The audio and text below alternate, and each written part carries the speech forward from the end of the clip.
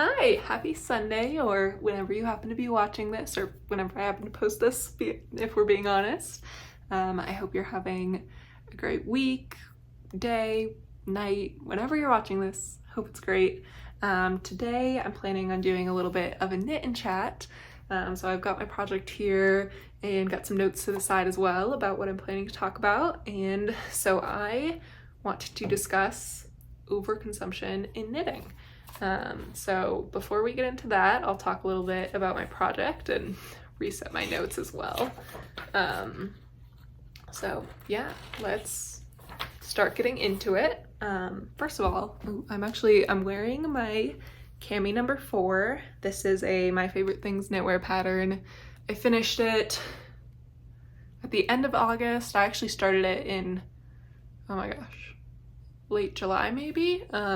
But it got put on hold for a little bit as I worked on some socks for test knits and sample knits. So finally picked it back up a few weeks ago and finished it really quickly. I only had a couple inches of the body left. I'd done the straps, I'd done, everything was joined. I just had to knit in the round in this beautiful broken rib stitch. So I'll probably insert maybe a little video of me wearing this. I'm honestly wearing PJ shorts with it. The pants I want to wear with this top are in the wash right now, so can't put the whole fit together yet. I'm also sitting down, hard to move. But yeah, it's a beautiful broken rib pattern with amazing shaping, and then I knit it in Zakami yarns in their colorway Exordium from their most recent The Door collection. And then the base is a mix of linen, alpaca, and silk, and it feels so nice against my skin, like no irritation there. It just feels really nice and light. Fabric hangs really well, so I'm really in love with this finished object. I will say, like, I don't love the way the cast off looks. I don't know how much I can really show, but it does flare a little bit, which when you see, if I insert a video, you'll see that. But it's long enough that I can kind of nicely do a little French tuck, which hides some of that flaring. So I still overall really love this finished object. But yeah, I was a little disappointed with how it cast off, but I don't think there was really anything I could do differently. I ended up just doing a knitted cast off. So, I knit 2 together throughout the whole thing to join it like that. And, it looks like a nice edge, but just adds a little bit of flaring. And I don't know how I could have prevented that. So we're just gonna enjoy the piece for what it is. Overall, very beautiful. I feel really, really cute in it. And it's got nice ties on the straps as well, so I can adjust it. So love this piece, and I will be attempting to knit on this, which this is, so many ends right now. This is the Kalani Blouse. I think I said Killarney in the last video when I was talking about it, but this is the Kalani Blouse, which I'm testing for Paisley Knits. Or Coley. Coley is a yarn dyer who she's actually about to release a new collection. It's inspired by New Zealand. It's beautiful.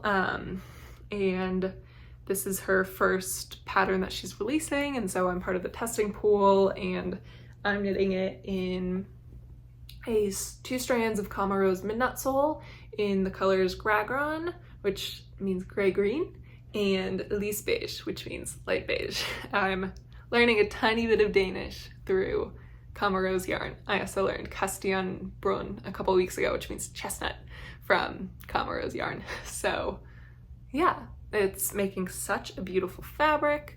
This is Irish moss stitch. It's very hard for me to say for some reason. I think it's also, I don't know what differentiates it from normal moss stitch. It might be the same, with nice I-cord, just a 2-stitch I-cord finishings, so on the sleeves and the neckline. And I finished the sleeves and the neckline, and now just am on the body and have, I don't know, a few inches of body left. I'm honestly just gonna knit till I run out of yarn. So see. Hopefully I can get it past my belly button, but right now it's hitting, I don't know, a couple inches above the belly button. So we're getting there.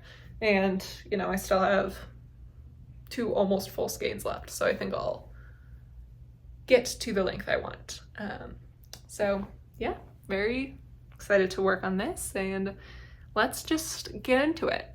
So I've decided to make this video. It's kind of inspired by a few things. First of all, I just have been thinking a lot about my own consumption habits as far as purchasing things or even getting free stuff. Just thinking a lot about what I bring into my life and my home. Outside of knitting as well.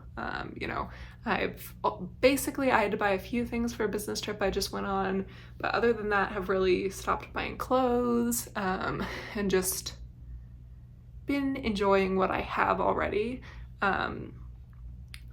Stopped buying skincare too. That was a big thing for me. I just realized that I was buying products to fix something instead of just living with an issue and realizing like this actually isn't an issue as far as skincare goes.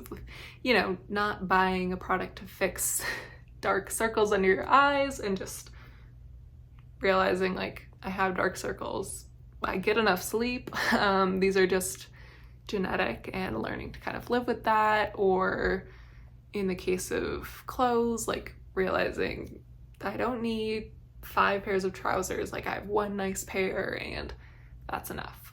So I have spent the last few months really thinking about what I'm purchasing and what I'm bringing into my home, and that has really extended to my yarn purchases or other knitting related purchases as well. I also was inspired by the creator, I think it's Shelby Busy. I will put her name up, but she's a really great kind of sustainability creator on YouTube. She really talks a lot about the sustainability impacts of consumption and how, you know, 90% of the environmental impacts of a good occur before you even purchase that item. Like, I think a lot of people talk a lot about properly disposing of products, having 0 waste products, which is also really important to consider packaging and consider, you know, how something that you're using is going to break down over time. But it is true that, you know, most of the carbon use, most of the water use, most of just the energy use, however that ends up impacting our planet, is happening before you get that good. So she's a really great creator and has made me really think about purchasing yarn, which I've always kind of thought of like, well, it breaks down, you know, especially natural fibers will break down over time. Like, I'm making something that I want for the long term, but I also know that it will break down eventually, this yarn, and I'm not leaving something on the planet forever. But that's not the only thing we have to think about. So that has definitely added to what I'm starting to consider as far as consumption in my knitwear. So let's I think it's a good place to start talking about overconsumption by kind of thinking about the lenses we can think through consumption on. So the first thing that I think a lot of people immediately go to is the financial lens of overconsumption, and this really looks like buying above both your needs and your means. So obviously, I mean, yarn is always going to be above your needs, but and any knitting project is above your needs, but obviously, you know, if you don't make enough money to pay rent and buy food, you still need to buy those. So that is not overconsumption if you're buying above your needs or means to meet those basic needs. But if you know, have a place to live, you can afford your food, and then you have money left over and you are overspending that money. Let's say you have $100 a month of expendable income. I think hopefully a lot of people have more than that, but this is just a quick math example. And you're spending $200 a month and racking up credit card debt or borrowing money from people, or you have some savings but you're depleting them very quickly. You're living above your needs and you are causing a lot of financial stress for yourself, potentially getting into debt, depleting savings in the case of an emergency later. And so it's really important to not be buying above your means if you can. And I think a lot of people see this lens of overconsumption very quickly, or it's also overspending. It's very easy to see if you're overspending, and it can sometimes be hard to stop if, you know, we live in a very consumerist society and a lot of people are driven to continue to buy, even going into debt, to keep up an image or fit in. All of those things are very real. Like, those societal pressures are very real to continue to buy. But yeah, I think this is just overall the easiest lens to view overconsumption through, because it's very simple. It's a math equation of what you have, what you spend. And if it ends up negative, that's overconsumption, as long as, you know, you're not just meeting basic needs. The next lens that I think a lot of people see quickly, but is important to talk about in more detail, is the environmental lens. So, you know, a lot of people do think about zero waste products, as far as, you know, I buy zero waste shampoo and conditioner, or I try to buy natural fibers, or I love bamboo yarn because I know that they are sustainably and ethically produced. You know, I'm specifically supporting Knitting for Olive, or watching my superwash yarn purchases, all of that, to know that I am buying fibers that are ethically made, you know, support the livestock farmers or sheep farmers or herders, support the people processing the yarn, and then support a local business if I'm buying the yarn from somewhere local. So those are all important things to consider on the environmental impact. There's also, you know, just a lot more. I think sustainability is such a tricky concept when you get down into it, and I am by no means an expert, but, you know, in a lot of ways, even if the yarn you buy is incredibly sustainably produced, you know, it's bamboo or natural fibers and it'll break down, it's from a sheep, like, you're shearing the sheep, processing the yarn, there's still environmental impacts to that. As far as shipping it, you know, let's say, I think in the case of Knitting for Olive, it's farmed in South America, they get the wool from South America, it's shipped.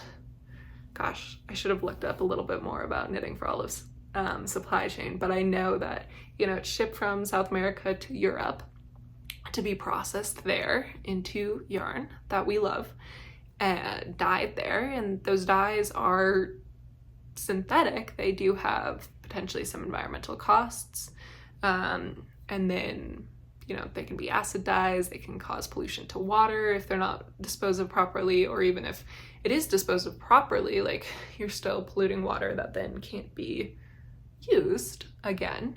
So there's water costs, there's the shipping costs, which adds to your carbon footprint, and then if it's processed in Europe and I live in Colorado, it has to get to me, which is another shipping cost. So it is worthwhile, even with these natural fibers from very ethical companies, and I love Knitting for Olive, I love Kama Rose, I love these yarn businesses that are, you know, as ethical as they can be, but they're still producing something, which is less sustainable than not producing something. So it's always worth considering from that lens, like, if you're overbuying, to think about that, of like, I'm buying more yarn than I actually need, and well, it is still like a very small environmental impact. It's much less than buying a sweater from Shein that's, you know, fully acrylic, all of that, and buying, you know, let's say 10 sweaters from Shein is way worse than buying the wool for 1 or 2 sweaters from Knitting for Olive, like, both ethically and environmentally. But it's still a cost. It's still something to consider. And I also think, like, it's important to consider too, like, there's the common reduce, reuse, recycle, that's kind of repeated about sustainability often, and people often focus a lot on the recycling component or the reusing, as far as, you know, thrifting or getting goods that you can recycle, but the first thing you should really be doing is reducing. And so in that case, like from a sustainability lens, sometimes it is better to buy one sweater quantity of acrylic yarn from your local Joann's, or just a local yarn store, one sweater quantity of not as sustainable of a yarn, but just enough to make a sweater. Make that sweater, wear it consistently for your lifetime. That is kind of more sustainable than buying 10, 20 sweater quantities of different wool, bamboo, silk blends that you don't use up very quickly, you maybe never use up, and they just sit in your stash for a long time, or you have a lot of half-finished projects, or you know, you have a couple sweaters and you rotate through them, and so you're not wearing them as much as you should, or maybe you get tired of them. So even though on the face of it, the second yarn is more sustainable, it's also important to consider, are you using it? So that's kind of the environmental impact of our yarns and of knitting that we need to be examining what we're buying through. And then the final is buying at the expense of our mental health or physical space constraints. For me, in the past couple years, I've really realized how much of an impact having too much stuff can have on your mental health. You know, I moved a year ago, and just trying to pack up all my stuff, I was realizing like, I just have too much of this. Like, I don't need all this. This is causing way more stress than, you know, having 3 pairs of jeans is even worth to me. Like, I hardly wear jeans. I should just have one pair and like not have to think about packing them, or not have to decide between wearing which jean each day. And you know, it can really lead to, having too much can really lead to a sense of decision paralysis when it comes to, you know, our stash, or when it comes to my closet, of deciding what to wear every day can be stressful if I have too much. Or case of skincare, you know, deciding which lotion to use if I have 5 really complicates my nighttime routine, rather than like, this is my go-to lotion I use every night, and I just rebuy it when I'm out.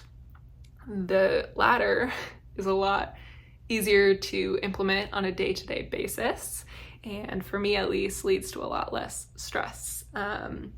You know, clutter also causes a lot of stress for me when I'm feeling like I can't navigate a space well, or things are just not looking nice. And I'm not saying like, I definitely do not have a architectural digest home. I have 2 cats. There's cat toys everywhere. There's, you know, I still have a lot of stuff you can see here. Like, I have 3 tape measures just hanging out here. I have a large amount of scissors. Like, I'm not a zero clutter person, but when I have a lot of it and I just can't put it away because there's too much of it to properly store, that causes a lot of stress for me. And then, you know, especially when it comes to clothing, honestly, anything, clothing, skincare, and yarn are my main 3 that I'll go to. But if I'm not using everything I have, as far as, you know, I have some clothing I haven't worn in a couple years in my closet that I love these pieces, but it's just never the right occasion. There's something I don't love about the piece, or I just keep forgetting about it. That leads to a lot of guilt for me, of like feeling like I should be wearing this thing. I loved it when I bought it. Maybe I spent a lot of money on it. I want to wear it more, and I feel guilty for not doing so. Same with skincare, especially it's something that goes bad, and so it's like, I need to be using these things up, like they're gonna go bad, and then I just have to throw them away, and that sucks. And so, but you know, there's only so much skincare you can use in a day, and so that can lead to some guilt for me. And then yarn is definitely like, oh, I bought this skein a year ago and I thought I would have used it by now, and I keep forgetting about it. Like, I really need to work it up and get it out of my stash. Like, that is definitely leads to feelings of guilt for me. And so I would much rather have less of what I really love than more of what I like but am less hesitant to use. So those are kind of the 3 lenses I think of overconsumption through. There's definitely more ways to think about it, and I'm definitely not an expert in any of them, but just based off kind of some of my own research and some of my own opinions, these are some major ways we can think about overconsumption. And I'm realizing I've done like 3 stitches. A textured piece was not the right move for a sustainability or a knit and chat video, but we'll get a couple rows in. And so those are kind of the lenses, and I've been using knitting as an example frequently, but I want to specifically talk about how knitting is impacted by overconsumption. And I especially think there is a bit of an issue with overconsumption in the knitting community, at least online. You know, you often see videos of people with huge stashes or people buying just a lot from a pre-order from an indie dyer. And I should preface a lot of this by saying I do love hand-dyed yarn, so some of my examples will be kind of that hand-dyed yarn specific, because I think there's specifically some things to think about with hand-dyed yarn. So, you know, I at least often see people buying a lot of yarn, storing a lot of yarn, talking about purchasing new yarn, see it frequently. I've experienced that too. You know, I'm currently across from my camera is a lot of yarn that I own and I'm looking at, and it's causing me some stress right now of thinking like, I don't know, maybe I have 10 hanks of hand-dyed yarns that I have plans for a lot of them, but some of them, like I have all of these minis that I don't know what to do with yet. And so I'm not immune from this problem, but yeah, there's just a lot of people that have a lot of yarn in our community, at least online. And so, you know, we see it frequently, and I think there's some certain factors in knitting that contribute to this that I kind of want to talk through. So the first is more specific, I think, to the hand-dyed yarn or indie yarns industry, and that's, is it an industry group? I don't know. It feels weird to call it an industry because it is such a small region, but I guess, or small part of this already pretty small community, but I'll just say community. In the hand-dyed yarn community, there is this sense of FOMO, or also time pressure with a lot of your purchases. So, you know, I'll use the example of Explorer Knits, who I love Explorer Knits. They make beautiful yarn. It's very high quality, both the feel and the colors, the inspiration are amazing. And I'm not the only one that loves them. They are very popular. And so they have maybe 2 to 3 collections a year, and these collections sell out so quickly. And it's a pre-order system, which a lot of dyers use. So, you know, if you're not familiar, basically the dyer will put out on their Instagram or newsletter or website, like, new collection launching October 8th, let's say. And before then they will share like their inspiration for the collection, and they will slowly start showing the actual colorways up to when the yarn comes out. And so this anticipation is building up for a few weeks about like, oh my gosh, this yarn's so beautiful, look at all the bases, and you're seeing it all, and it's like a really exciting, each day or two a new color drops until this collection comes out. And then when it comes out, it comes out as a pre-order. And so what this means is the dyer will open the window to purchase everything for, you know, maybe a week or two, let's say a month. I think Explorer Knits closed their Spain collection in less than a week, which just came out, but you know, they'll open it for, let's say, a month, or until their slots fill up. So there is both a time limit on how long you can purchase this yarn for, and there's also a capacity limit. So Explorer Knits are so popular, rightfully so, and they have a little bit more of a staff, but they're still, you know, small business and a lot of demand for their yarn, and so they release all the collections. And Explorer Knits is so good at marketing. They're so good at displaying the photos nicely, doing amazing samples. Like, I love Explorer Knits. They have a great community, and I'm using them as an example because the Spain collection just came out and because they are very well known. I am not trying to target them or target anyone in this video. It's just something to think about. But you know, they opened their website for purchases of the Spain collection and then closed it. I think like in maybe 6 days they'd reached their capacity that quickly, and they had a ton of bases. They have a team, but because it's, you know, only a few people and there's a ton of people that want to buy this yarn, it sells out quickly. And so you have to be thinking, I only have a few days to make this purchase. The yarn that I want could already be sold out by the time I go look at it. And, you know, I've been feeling this anticipation for a month about this collection. I'm so excited to see all this yarn come out, and I feel like I need to buy something because I spent the last month looking on Instagram about what was coming out.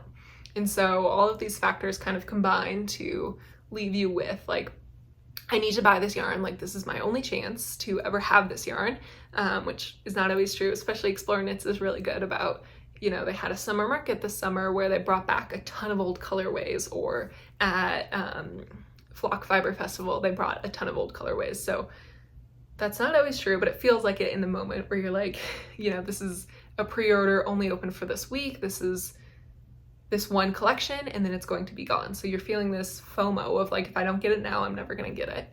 And then you're feeling time pressure of, if I don't buy it right now, I'll miss my opportunity. And then you are feeling this like community anticipation and this community, like, I want to fit in, I want to have the yarn that everyone else has. Like, I'm excited about it, I love the colors, but also like there is a big component to hand-dyed yarn buying of community, of like wanting to support their business, wanting to be a part of the Explore Knits Club, all of that, or just whatever yarn dyer it is, you want to support them and you want to like, I don't know if it's be noticed by them, but you want to like be a part of this community of people who love this yarn and know about it. So you want to buy it. So all of those things kind of build up to potentially making some impulsive purchases when that pre-order window actually opens.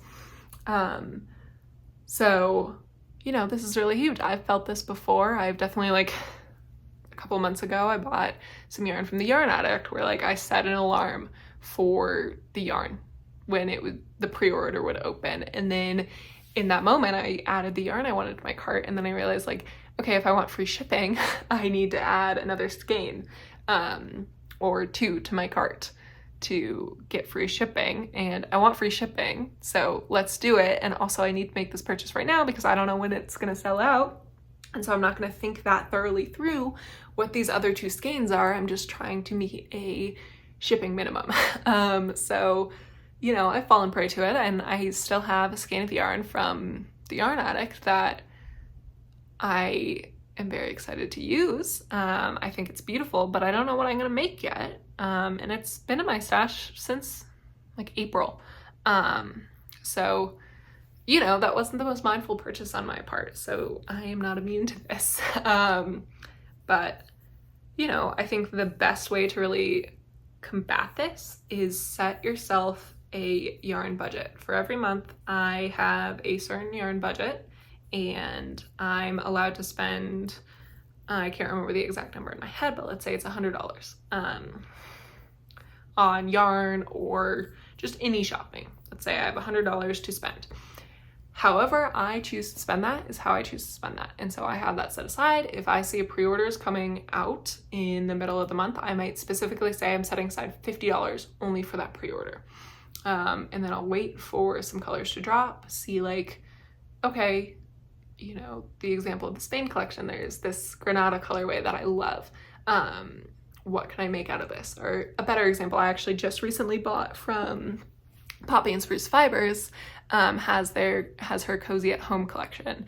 And so I did have a gift card from her because I sample knit from her. So I had $50 free money to spend. So I was looking like, I have this $50 allocated, and then I could allocate a little bit more of my own money to spend here. So let's look at all the colors. Let's think about patterns.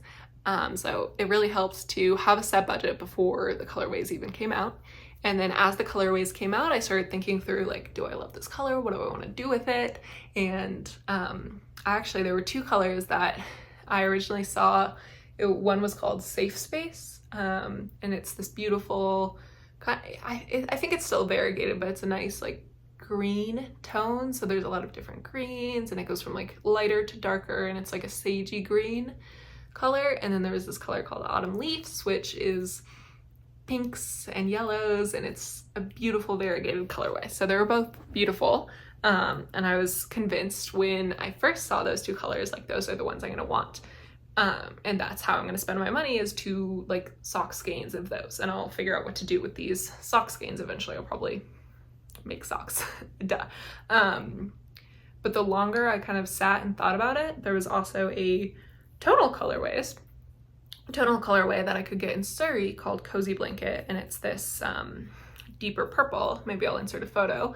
And I actually ended up deciding to get 2 skeins of that in a Surrey and making a blouse number 1 light to wear under overalls. So I realized like that is really the piece I need. I really slept on it and thought about like, am I going to buy anything from this collection right now? Because at least Poppy and Spruce's collections are open a little bit longer, and you know, this gift card would not expire. So if there was nothing I loved in this first collection, I could buy later as well. So there was that component, but there was also the like, I don't know, like I really wanted to love what I got, and I really wanted to make sure that what I got I would knit up and use as a purposeful garment. And so I realized like I have so much sock yarn. I probably have enough sock yarn for a lifetime at this point, and I love making socks, but you know, you can only make so many socks. I would actually like some more garments. So I started thinking through like, how can I actually make a garment, and realized like I would be better off getting 2 skeins of Surrey to make this really nice blouse that I can nicely style under overalls. And it's like a more neutral color, which will be nice to add to my wardrobe as well. So that will serve me better and be a more intentional purchase. So that's a really good example of really planning out your yarn purchases before that pre-order window even opens, or like being able to sleep on it, because I think the pre-order window opened and I was still like, I want these 2 skeins of very variegated colors and I'll make socks. And then I kind of sat on it and realized like, I have enough sock yarn, even though these 2 skeins are beautiful. Like I can't keep buying sock yarn. So I was able to really think through and make a purchase that I will actually get a different garment out of and really enjoy the garment. I know that I'm actively working on a fluffy long sleeve garment as I'm talking about this, but I promise it's different. It's a very different colorway that I'm getting. So maybe I'll insert a photo. So yeah, that's one way to really combat this, is really think through your purchases. I also think another thing I've had to tell myself frequently, and I think that over here on YouTube, the Pine Cottage had said this. I could be wrong, but I think she's talked about sustainability in knitwear before, and I think it was her. But I heard this from some yarn podcaster, that the yarn you need will be here when you're ready. And I think that is super important to remember. You know, with the especially hand-dyed industry, it can feel like this is your only chance to get this colorway. And that can be true. Like it could be, you know, Explorer Knits is never bringing back the Spain collection. You're never going to get the chance to buy some of those colors again. But there are a lot of other dyers. And a lot of dyers end up making similar colorways. You know, we are part of this ecosystem and we're all influenced by seasonal things. You know, it's fall right now. So if you are looking for a warm toned variegated colorway that reminds you of leaves or reminds you of just the feeling of fall, you are not hard pressed to find that. Like even if you missed out on a pre-order that closed a couple of weeks ago with that colorway because you didn't have a product in mind or you didn't have the budget, there will probably be another pre-order from another dyer that has a similar colorway. So that is something so important to remember when you are feeling like you need to purchase this yarn now, that like don't sacrifice your space, don't sacrifice your financial security or, you know, anything for a yarn purchase because something else will come along. Like, there are so many amazing dyers in our community. There are so many amazing knitters who are selling some of their stash. There are, you know, so many amazing commercial yarns. So even if you can't get the original yarn you loved, there will be another chance to get something similar, or maybe you can secondhand buy that yarn. So that's another really important thing that I have to remind myself frequently, is like, another thing will come along. I don't need to rebuy, or I don't need to buy something right now just for the sake of purchasing it. So yeah, something super important to think through. So those are kind of the two ways I can combat that feeling of the pre-order pressure, let's call it, from specifically indie dyers. There are some other internal justifications that I end up, and maybe you end up doing as well, to buy yarn or buy other knitting products I don't need. A main one for me is, well, I'm not supporting fast fashion, so I'm doing a lot better than others, so I can buy more yarn. You know, this is to kind of combat that. You know, I'm thinking through the environmental lens a little bit, but not fully, and then I'm also not thinking through the other lenses of overconsumption as well when I make this justification to myself. So, you know, as I've mentioned, it's not only that your yarn purchases, yeah, it's more ethical to buy yarn and make this than it would be to buy a similar sweater from Shein. But it still has its costs environmentally, and I still cannot be sacrificing my financial security, or, you know, if I'm running out of space for yarn, I cannot be buying yarn just because, like, well, it's better than buying a commercially made sweater. Like, that's still not a great justification. So I frequently have to remind myself to, like, stop and sleep on a purchase if I'm feeling like I'm allowed to do this, or remind myself of, like, the other costs, or remind myself of what I already have. That is something that I find super important. Another internal justification I frequently have for ending up buying more than I need with yarn is it's an activity and a product, so it's worth it. Like, I feel this a lot when I buy like a very nice skein of like $30 sock yarn. I'm like, well, you know, I get to knit the socks, which is fun for me. Like, I really enjoy knitting. Obviously, I wouldn't be knitting if I didn't, but like, I find it very meditative to do each stitch. I also love like having a piece that I can wear out, and I've customized it. Like, I can change the length how I want, I can choose the colors, and like really make a fully custom piece for myself. And I get to say like, thanks, I made it, when people compliment me. If people compliment me, I should say. So sometimes I feel justified in like buying more than maybe I should budget-wise, because I'm both getting this activity, I'm getting a lot of joy from the activity, I'm getting a finished garment, and I'm getting a finished garment that to me is a lot more valuable than something I would just buy at the store because I made it, and I get to have pride in that. So I fall into this trap often of justifying like, it's an activity on top of this product, like this product, I want it because of that. And like, yeah, $30 for a pair of socks is crazy, but $30 for 2 weeks of activity and cozy socks that I got to choose every single element of is awesome. So, you know, it's easy to fall into that trap, and I just kind of have to remind myself, like, still money, like, I don't know, it's still, if you are spending too much, it's still too much. And like, I think setting aside a budget is really helpful for this. And so instead of saying like, do I want this sock yarn or do I not? And should I buy this or should I not? I'm instead saying like, okay, I have $50 to spend on yarn this month, let's say. Do I want this yarn or do I want other yarn? Or do I want to save up for something like a sweater? Like, it puts it a lot more into perspective if you have to choose between yarn where it's all on that same level than choosing between yarn and a commercially made sweater, because I'll probably always choose yarn. And then I might overbuy, even though that maybe was a false choice I'm making of like, well, I could buy this commercial made sweater for cheaper, but you know, I'll end up buying the yarn because I would rather make it myself. So yeah, that's a common justification I use. And then the final two I want to highlight.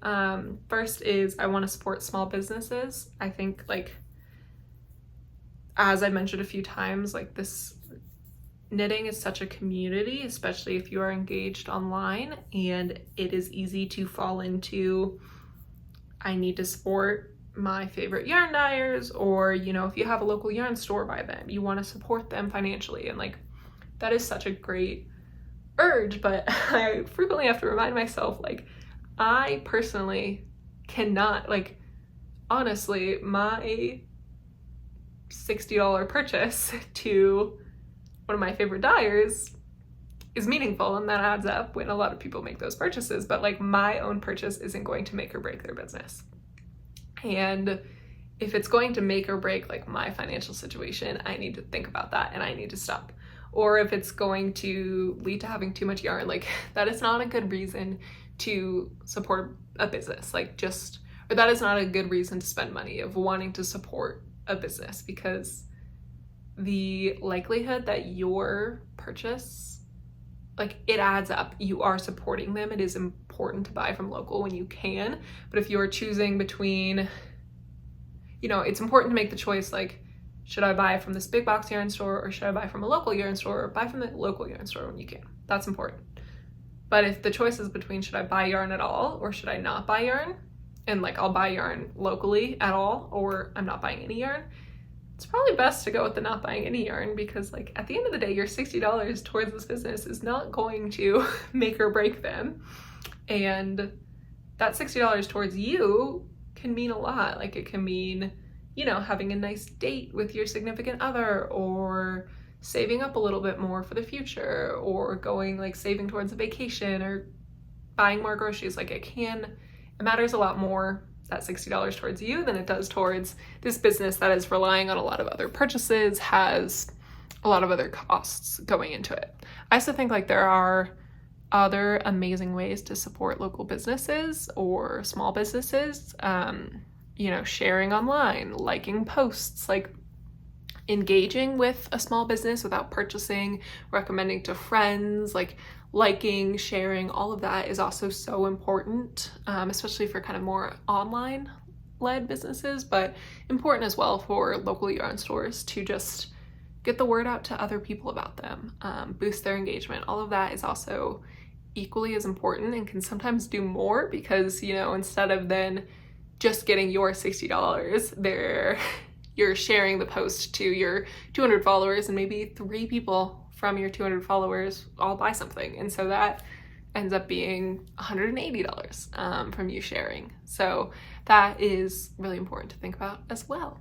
And then the final thing that I think not everyone deals with, but I'm posting on YouTube, I post on Instagram, and I know there are a lot of knitters who post online, especially to Instagram, is like this drive of like, well, I need content, like, I need the most aesthetic yarn that people are into, or I just need new yarn, like, I can't keep sharing what I already have. And this one's like a new one for me. I only started uploading to YouTube a few months ago, and Instagram as well, and it's a tricky thing to combat, but I also think, like, I'm seeing a lot of knitters on Instagram just slow down and post more, maybe about their real lives. I don't want to say real lives, but their non-knitting lives, and also post like the same projects a few times, or post like longer series. And I love it. Like, I love being able to really get to know some of the people I'm following a little bit more, and I don't feel like I always need to see new things from the people I'm following. Like, I love to kind of follow a project along, like be able to see like, oh, Millie is making this sweater, and I get to see like, okay, she cast it on this night, and oh, like 2 months later, here it is cast off. Like, that's so cool. I got to see all these updates. And I think that there is a space for that in our knitting community as well, for like slow knitting. And a lot of creators, I think like Well Love Knits and High Fiber Knits and a couple other YouTube podcasters have also talked about slowing down their purchases, or, you know, really being intentional about what they're making, because there can be this drive to like, I have to show off new projects every week or show off new purchases, but like there is a lot of space in our community for slow fashion. I mean, it's inherently slow, but even slower fashion with knitting, to like just enjoy what we're doing, let our personalities show a little bit more on our projects as well. Like instead of just highlighting, here's what I'm making, highlighting also like, here's my thoughts about it, or that kind of stuff is very welcome. And so that's another, you know, thing I have to remind myself when I feel like I should buy some new yarn or something like that. And then, yeah, so those are kind of my internal justifications. And I just wanted to finish off quickly with what we can do to kind of combat some overconsumption. And I do, again, want to preface, like, I'm not calling anyone out. If anything, this is a self-call out video. And I'm not saying that we should never buy yarn again, like not at all the message here, but I am saying that we want to be more mindful about what we are purchasing. At least I do, and I hope everyone in our knitting community can really be more mindful to make this the most ethical and sustainable community that we can be.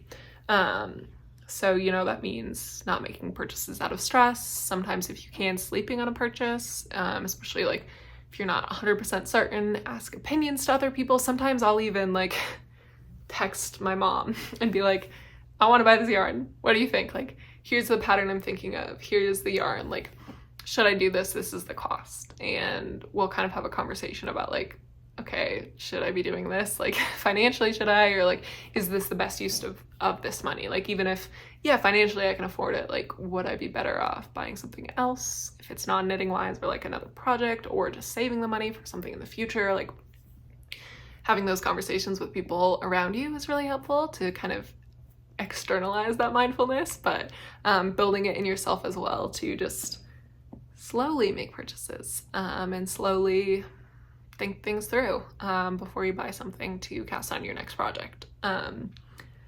You know, I've mentioned this a couple times, but before a pre-order, like, have what you want already set out, have your budget, have like exactly what you're going to buy, what you're going to spend, and that will reduce a lot less stress and lead to a lot more mindful purchases on the day that pre-order opens. Another thing that has been key to me is watching social media's impact. So I actually a few months ago deleted Instagram, maybe 6 months ago, and this is actually before I was posting on Instagram frequently, but I deleted Instagram for I think 2-3 months, and I really watched my bank account just increase because social media, like, that's how influencers make their money, is influencing you to buy things. Like, there's ads and there's people selling you things. Like, it's a key part of social media, and it is important to watch. It doesn't mean that it's always horrible. Like, influencers have a really important role, I think, in our current economy, but they're very good at selling you things. And so, you know, I appreciate listening to influencers, and I've gotten a lot of good tips, or I don't always want to say influencers, but like members of our knitting community that are a little bit more popular. I've gotten really good tips about like what knitting needles are the best, or like using these, oh my gosh, I think they're like barber cords. Like, I think I found out about barber cords from Kutu Bakika or Veronica. And that's a great tip. It has made my knitting life a lot easier, but it is also easy to see people online buy a lot of yarn, or see businesses selling a lot of yarn and feel influenced to buy it.